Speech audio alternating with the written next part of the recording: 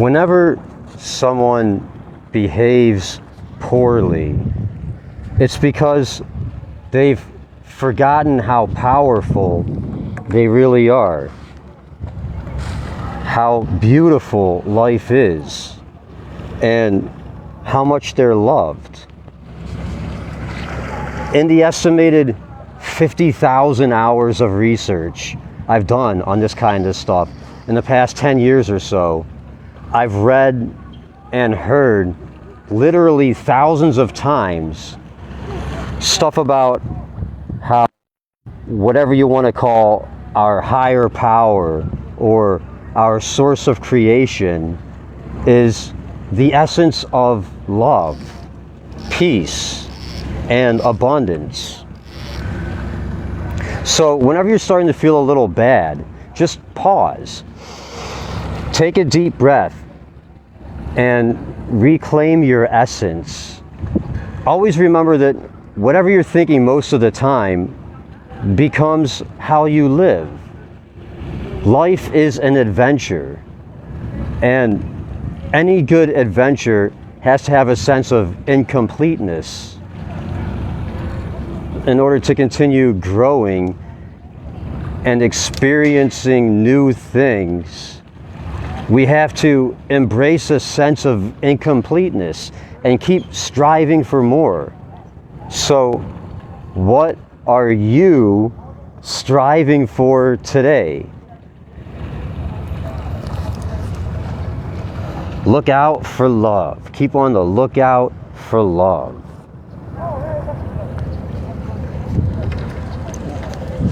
Being in Balance. Reading number 7. Being in Balance by Wayne Dyer. Reading number 7.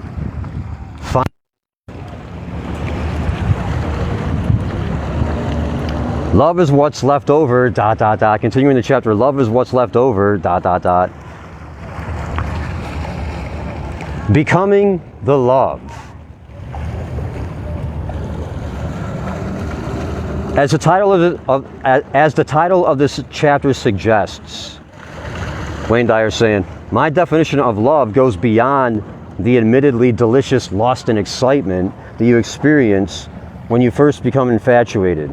Ultimately, these inflamed passions fade away, and what remains is authentic love, or the balance you're seeking. And what is a prime example of this? It's to love as God does, to extend the caring that, or whatever you want to call God, all right? It's to love as God does, or whatever you want to call God, and to extend the caring that defines your very creation outward, whenever and wherever possible. Extend the caring that defines your very creation outward, whenever and wherever possible.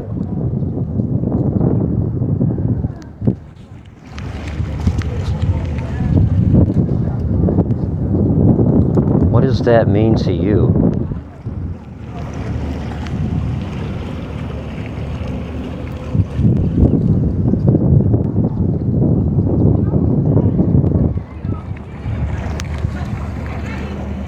Love of this nature leads you to forget about your own ego and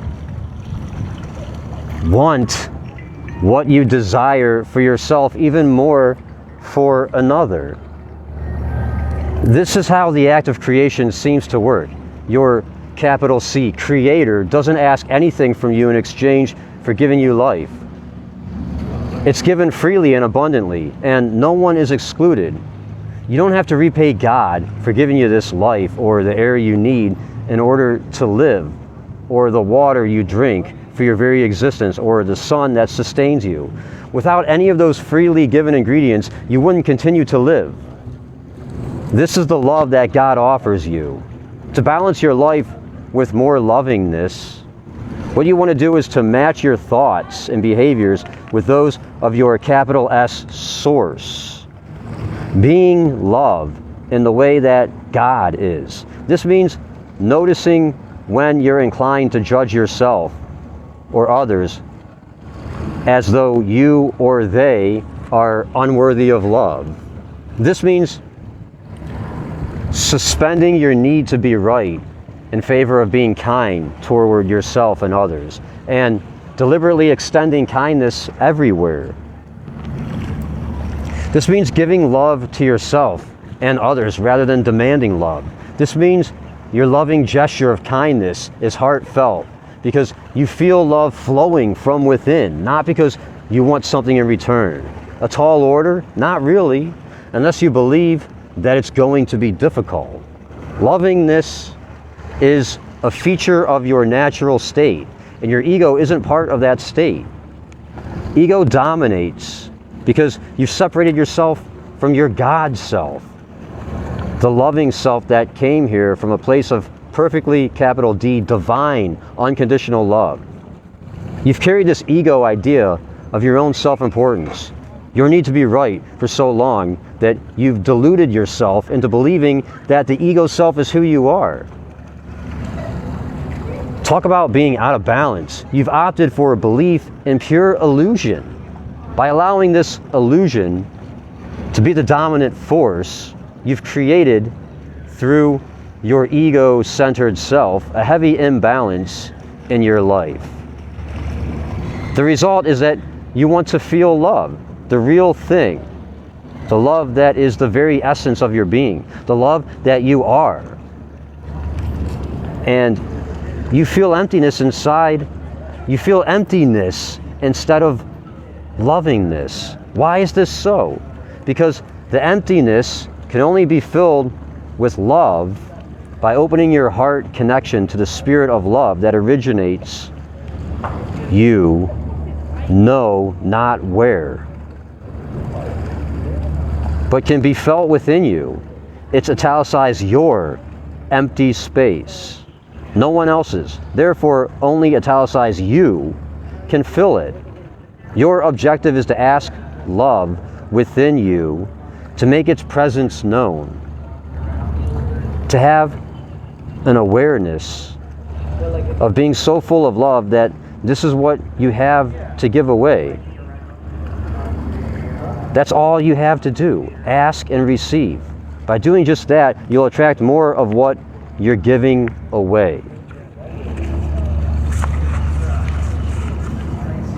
New heading. You can only give away what you have inside.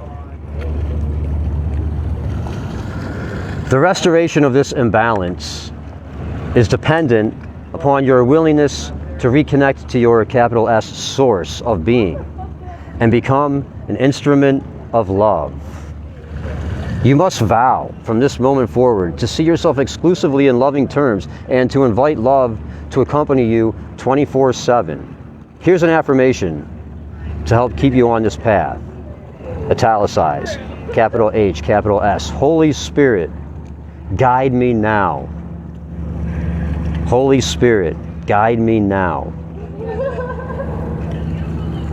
This simple, powerful statement aligns you with love. Self-contempt or self-rejection cannot distort your balance. You only have love to give away. When you give contempt or rejection to yourself or others, you're a vibrational match to these energies, and they'll continue to appear in your life. Many people blame others or an unloving, uncaring world for the lack of love they're receiving in comparison to what they desire. Any disparity that exists between the love you desire and what you actually receive is a mirror image, a reflection of what you're thinking. Give away hate and you receive hate. Give away love and it has to come streaming into your life. Imagine a container the size of your heart. This container is the sole source of all thoughts. Whenever you think something, you must go to this container, select a thought, and send it out into the world. Using this metaphor, the real issue isn't about simply selecting positive, loving thoughts and having your world shift back into balance. The real issue is what's in the container. That is, what's in the heart reservoir you have inside of you to give to others. This container within is connected to an endless supply of love. All you have to do is to turn your thoughts to that capital S source, to be filled with love. Love for yourself, love for the world, love for life, love for all others, and most significantly, love for your capital S source of being. This is all that you'll have available to give away, and consequently all that returns to you. It's been said that the difference between all of us living at ordinary levels of human consciousness and those we call saints is that they never forget God, even for a single moment. They're cheerful when life is difficult, patient when others are impatient, and loving when others respond with hatred. Why? Because of that container. Ordinary people have a container out of which they pluck loving thoughts in certain circumstances. The saint has an internal vessel that contains nothing else, out of which and into which love flows freely. So rather than working on simply changing your thoughts in order to become more peaceful and loving, why not shoot for the moon and think like the saint that you are? Focus on that container within. When you continually say, italicized with the capital H and capital S, Holy Spirit, guide me now. Holy Spirit, guide me now. When you continually say, Holy Spirit, guide me now, you'll see your container overflowing with so many loving thoughts that it's impossible for negativity in any form to alter the balance within. New heading: what love looks like through the eyes of a child. Here are some jewels describing what love is, from the perspective of a group of 4 to 8 year olds. As you work to reset the, quote, love balance beam of your life, consider these refreshing thoughts on what love is. Dot, italicized. When someone loves you, the way they say your name is different. You just know your name is safe in their mouth. This is what kids said. From 4 to 8 years old. Dot, italicized. Love is when you go out to eat and give somebody most of your French fries without making them give you any of theirs. This page is in white font with a blue background. Dot, love is when my daddy makes coffee for my mommy and he takes a sip before giving it to her to make sure the taste is okay. Dot, love is when mommy gives daddy the best piece of chicken. Dot, during my piano recital, I was on stage and I was scared. I looked at all the people watching me and saw my daddy waving and smiling. He was the only one. I wasn't scared anymore. And my favorite, dot, love is what's in the room with you at Christmas if you stop opening presents and listen. There you have it. Look within and around. Listen. Love is what's left over when falling in love fades away, because love is an endless source. Give it away. Share your French fries. Give someone the best piece of chicken. Wave and smile to the universe, and you'll soon know what Victor Hugo meant when he observed, quote, love is the reduction of the universe, with a capital U, to a single being. Love is the reduction of the universe to a single being.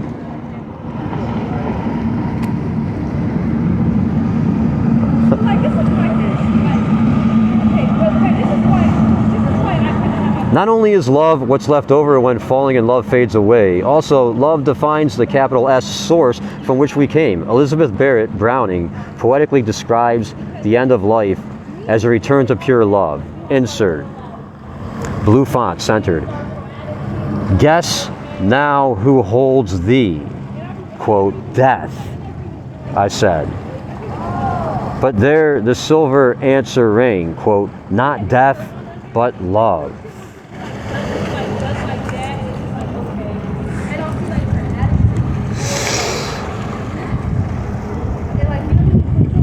And so it seems that love is truly all that's left over when this body falls away as well. With 3 beautiful drawings of blue butterflies on this page. Chapter 9, And the first page of chapter 9 has yellow grass at the bottom with blue at the top, and blue, beautiful blue drawings of blue butterflies in there, blue-green. Chapter 9, Earth's crammed with heaven, balancing your spiritual life with your material life. And in the yellow grass at the bottom, and in blue font, here's a quote from the Upanishads. Life in the world and life in the spirit are not incompatible. Life in the world and life in the spirit are not incompatible. Because as Wayne Dyer likes to say, I mean, still exists in all of his stuff, a lot. One of his favorite things to say was, we are spiritual beings having a human existence.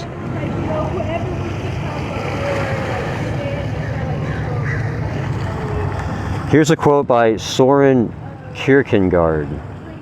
I'm changing men to people. The majority of people live without being thoroughly conscious that they are spiritual beings. The majority of people live without being thoroughly conscious that they are spiritual beings.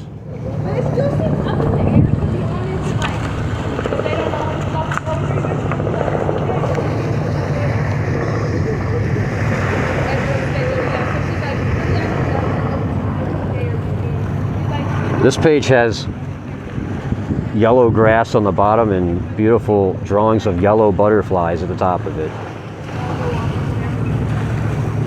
You don't want to think of heaven as a place you'll ultimately arrive at once you leave this earthly existence. Rather, it seems to me, says Wayne Dyer, that you want to experience heaven right here on earth.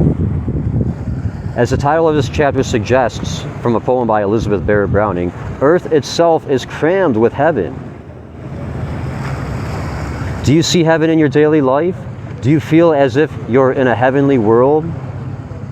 If the answer is no, then you're out of balance. You've probably made your physical world the primary focus of your life, with little or no attention given to the heavenly part of your earthly existence. New heading: what this imbalance looks like. When you place the larger part of your life energy on the material world, you are generally in a continual state of worry about your, quote, stuff. And you feel like you never get ahead in the game of life. Virtually all of your mental energy is focused on what you have or don't have. You assess your worth based on such material issues as what kind of automobile you drive or how fashionably you're dressed. You may even feel inferior because other people have, italicized, more stuff. This imbalance between the spiritual and material world usually means that indebtedness is a way of life. Your desire to have bigger, better, and more expensive stuff leads to borrowing money and greater financial obligations. Before long, debts exceed your ability to pay for those material acquisitions. When you're overly involved with the physical to the exclusion of the spiritual, you place a heavy emphasis on winning, becoming number one, and comparing yourself to others. A preoccupation with the material aspects of life leads to looking at life in a superficial way, where appearance is viewed as more important than substance. In fact, how it looks supersedes how it feels. What others think is the most important measuring device, and how you stack up to externally imposed standards becomes all important. A devastating aspect of spiritual/material imbalance is the amount of time and mental energy spent on monetary considerations.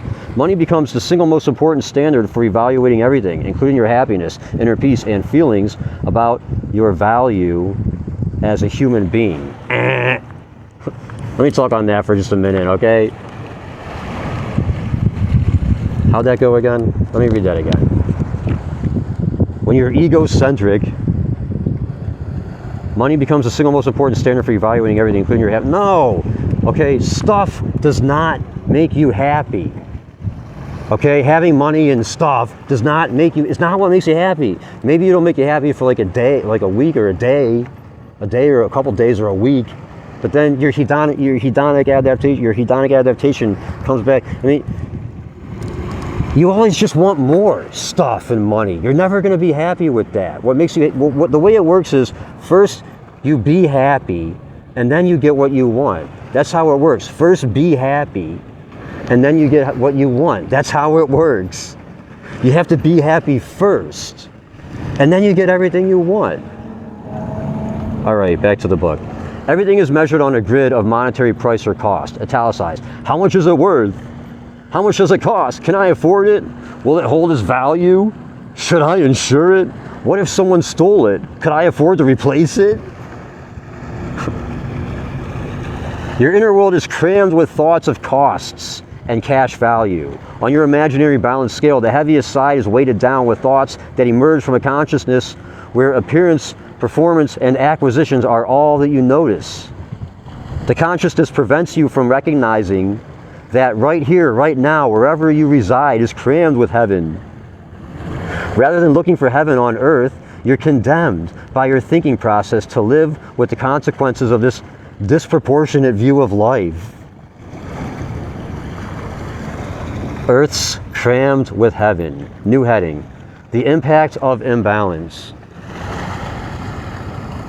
When you're out of balance, with life heavily weighted down on the material side of the scale, you pay a hefty price. The most serious consequences that you see yourself in a false manner. Your true essence is spiritual rather than physical. But you're unable to recognize this. Your infinite self is never born and never dies. When you tip the balance scales in favor of the material world, you're identifying with the unstable ally that's forever changing. Your body, your possessions, your achievements, and your finances are all ephemeral. They come and go like the wind. Every time you think that you've arrived, whether it be physical appearances or loads of money, something will change. In these arenas, you will always revert to some form of striving, uncertainty, and anxiety. Here's white font with a green background on this page. Your preoccupation with being so materially weighted down on the balance scale is full of stress and worry.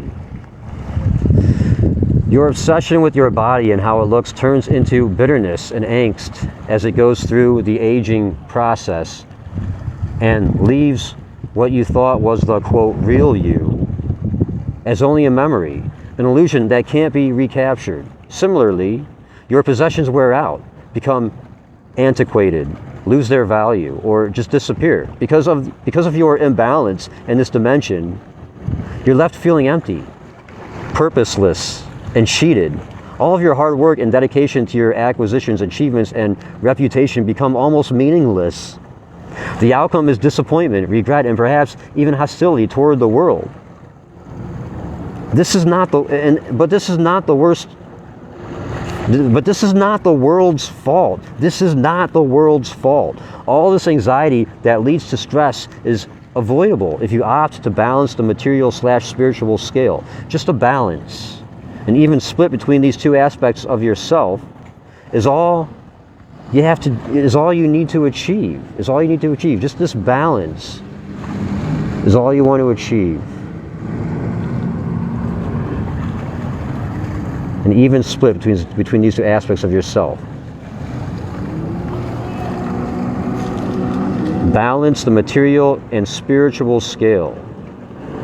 An even split between these two aspects of yourself is all you want to achieve.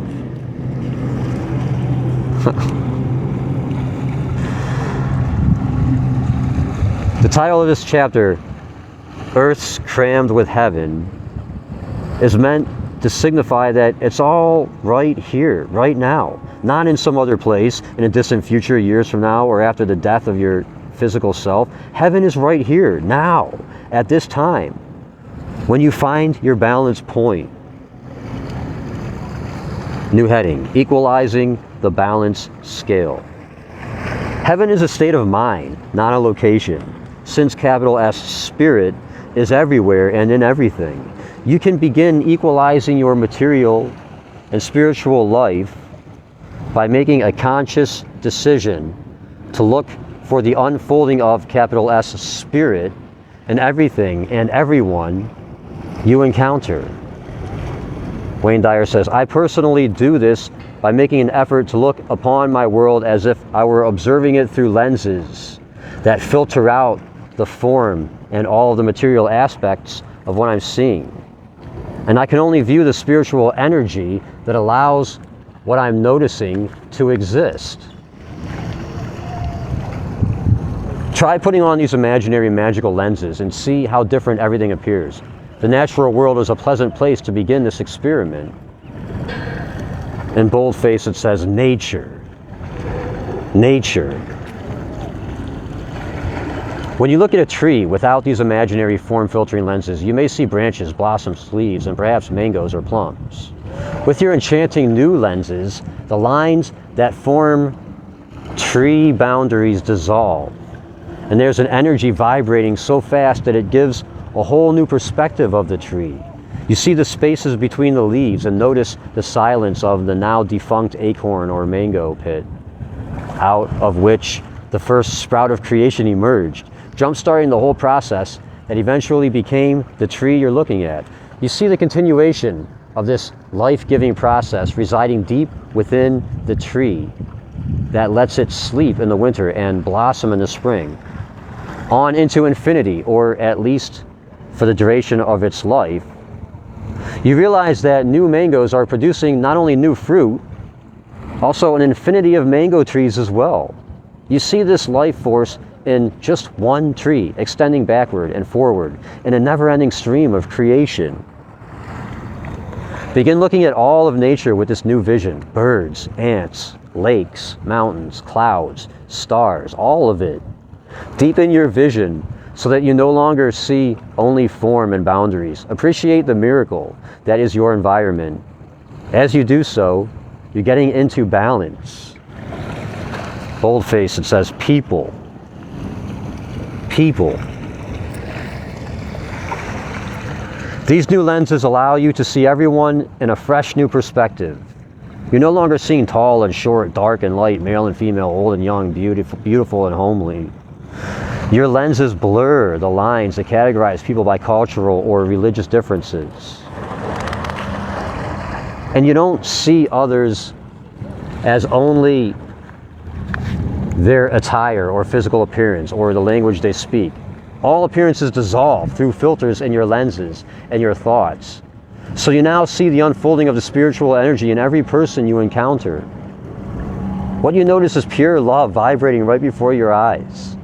You see kindness personified. You see and feel the same vulnerabilities in all others that you feel within yourself. You see enormous strands of peaceful, glimmering energy connecting each of us. Your new outlook invites you to playfully imagine that 2 people created you, and 4 people created the 2 people who created you, and 8 people created the 4 people who created the 2 people who created you. As we go back a few more generations to the time of Abraham Lincoln, there are 16,000 people you're related to who had to come together to create you. We can imagine going back to the time of Socrates and puzzle over the apparent math we come up with. Trillions of people were needed to create one of us. And trillions of people haven't existed. So somehow, in some mathematically puzzling way, we're all related to each other.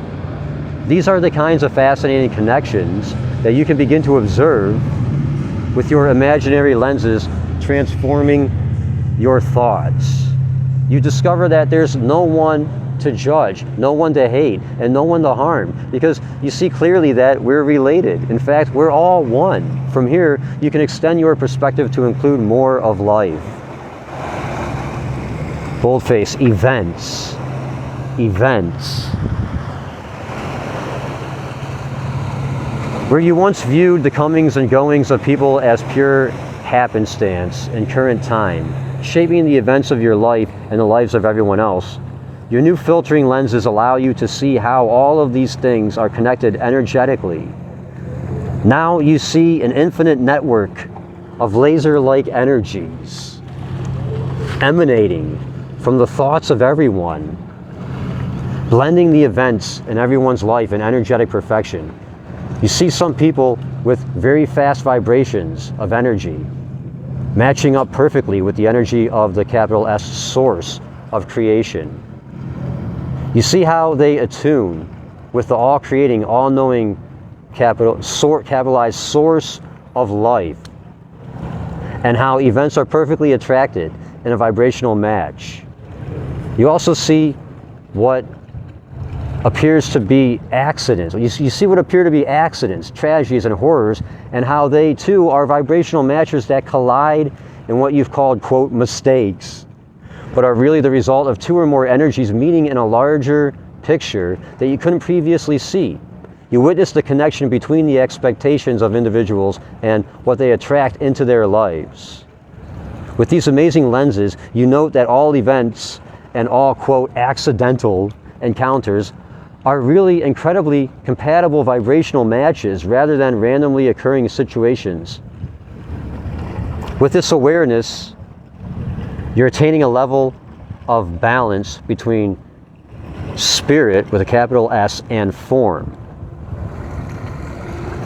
These two pages have beautiful drawings of blue, green, and yellow butterflies on them.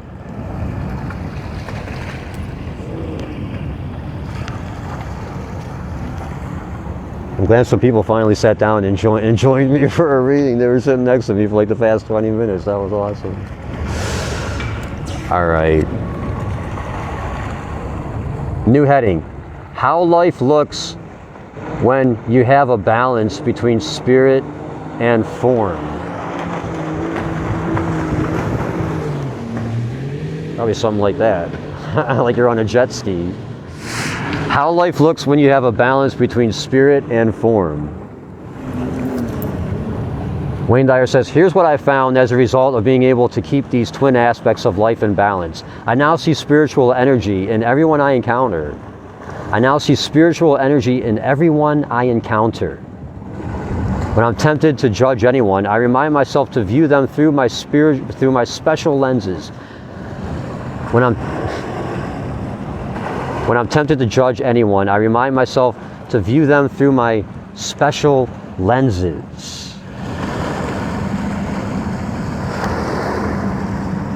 When I can do so, all negative judgment dissolves. I feel more peaceful knowing that I'm not just this body that I'm destined to discard. I also feel the life-giving, capitalized spirit within me on a daily basis, and it's exhilarating. I now know that I'm an infinite spiritual being and that I share this originating energy with everyone on this planet, as well as everyone who's ever lived here or will live here in the future.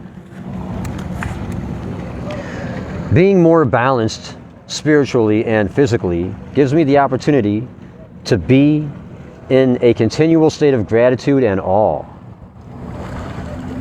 I see miracles everywhere.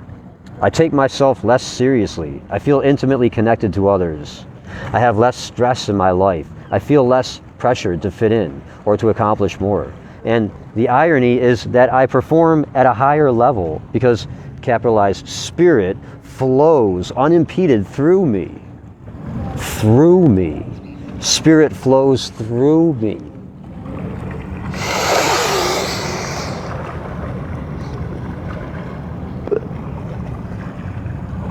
There's a significant change in your life when you correct. There's a significant change in your life when you correct the imbalance between your physical and spiritual being. The title of this chapter is taken from a well-known poem by Elizabeth Barrett Browning. Here's a portion of the poem. Insert. Centered. Blue font. Earth's crammed with heaven, and every common bush afire with God. But only one who sees takes off their shoes. The rest sit round it and pluck blackberries. I replace he with one and his with their. Earth's crammed with heaven, and every common bush afire with God. Only one who sees takes off their shoes. The rest sit round it and pluck blackberries.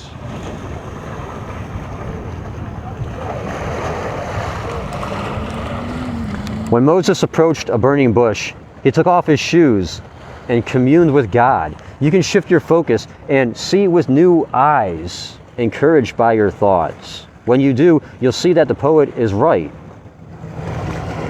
Italicized. Earth's crammed with heaven. Earth's crammed with heaven. If you don't believe it and practice it, then you'll hopefully enjoy sitting around plucking blackberries. Sogyal Rinpoche observed that, quote, 2 people have been living in you all of your life. One is the ego, garrulous, demanding, hysterical, calculating. The other is the hidden spiritual being whose still voice of wisdom you have only rarely heard or attended to, ... end quote. I'm inviting you to restore some balance by looking for heaven everywhere and listening and attending to that hidden spiritual being that is within you at all times, begging to you to pay it more heed. That's the end of the book. About the author. And I think this book was published in I think this book was published in 2005. This one was published in 2005. Let me see. As of when this book was published in 2006. About the author. Wayne W. Dyer, PhD, is an internationally renowned author and speaker in the field of self-development. He is the author of more than 20 books. He's got like over 60. He's done like over 60, okay? He wrote 40 more after this book was published. And lots of specials, PBS specials, and lots of stuff on YouTube. Lots of great stuff is available by Wayne Dyer for free on YouTube. Has created many audio programs and videos and has appeared on thousands of television and radio shows. 6 of his books in 2006. 6 of his books, Manifest Your Destiny, Wisdom of the Ages, There's a Spiritual Solution to Every Problem, and the New York Times bestsellers 10 Secrets for Success and Inner Peace, The Power of Intention, and Inspiration were featured as national public television specials. Dyer holds a doctorate in educational counseling from Wayne State University and was an associate professor at St. John's University in New York. Website www.drwaynedyer.com. drwaynedyer.com. Hay House Titles of Related Interest. Ask and It Is Given. That's a great book by Esther and Jerry Hicks, The Teachings of Abraham. You have to be ready for that one. There's a lot of like God stuff in there, okay? But it's a great book. Ask and It Is Given by Esther and Jerry Hicks. Attitude is Everything for Success by Keith D. Harrell.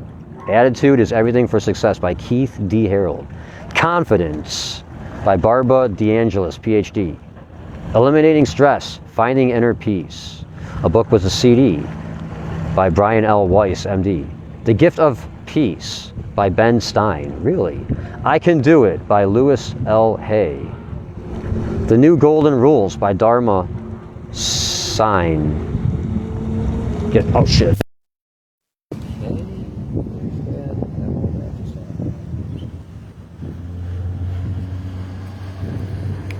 Hey, how's it going? It's kind of windy out here. When I stood up to get my phone, my microphone thing came out. Hopefully I can fix that. So, where was I? Is this thing still going? Yeah, we're still going. All right.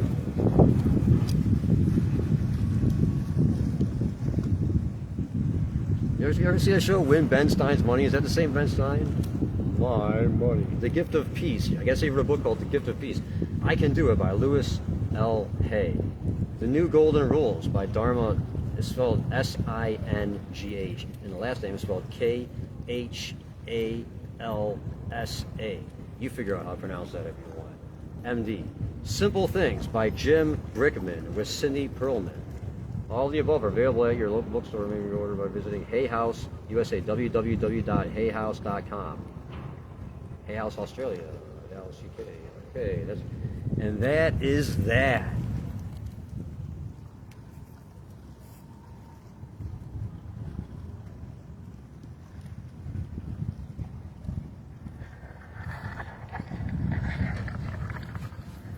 Whenever someone behaves poorly, it's because they've forgotten how powerful they really are, how beautiful life is, and how much they're loved. In the estimated 50,000 hours of research I've done on this kind of stuff in the past 10 years or so, I've read and heard literally thousands of times stuff about how whatever you want to call our higher power or our source of creation is the essence of love, peace, and abundance. So whenever you're starting to feel a little bad, just pause. Take a deep breath and reclaim your essence. Always remember that whatever you're thinking most of the time becomes how you live. Life is an adventure, and any good adventure has to have a sense of incompleteness. In order to continue growing and experiencing new things, we have to embrace a sense of incompleteness and keep striving for more. Keep striving for more. What are you striving for today? Look out for love. Keep on the lookout for love. It says being in. Can you read that? Being in balance. Oh, there it goes. Reading number 7.